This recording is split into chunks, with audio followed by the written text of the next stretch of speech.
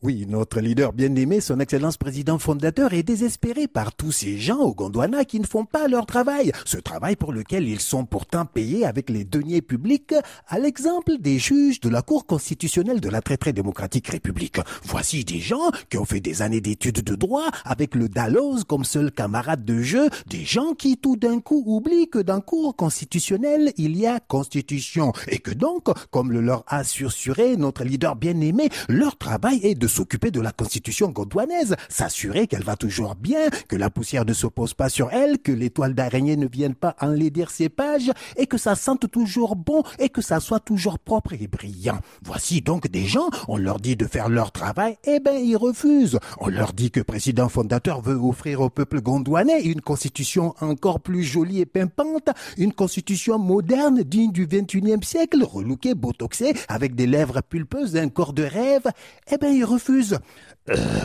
Petit, tu vois comment je souffre dans ce pays.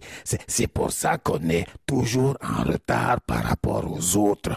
C'est vrai, quoi, il a raison, président fondateur. Tu es juge à la Cour constitutionnelle, ton boulot, c'est la Constitution. Tu n'es pas conservateur au musée du Gondwana, dont le travail est de garder de vieux trucs, des fossiles et des reliques de l'ancien temps. La Constitution du Gondwana n'est pas un squelette de dinosaure vieux de millions d'années qu'on doit garder tel quel. Hein.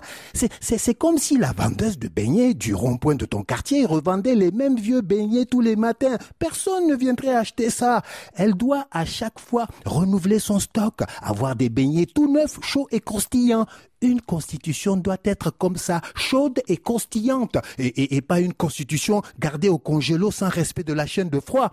C'est exactement ça, petit. Si tous les Gondwanais se mettaient à faire la même chose que les gars de la Cour constitutionnelle, ce pays est foutu. Ben oui, si tous les Gondwanais se mettaient à faire autre chose que ce pourquoi ils sont payés, ce serait la débandade.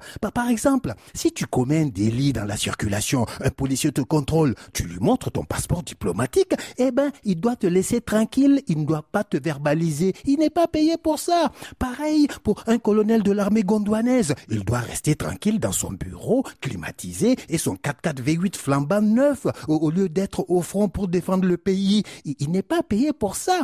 La Cour constitutionnelle, là, tu vois, ils ont vraiment déconné. À demain.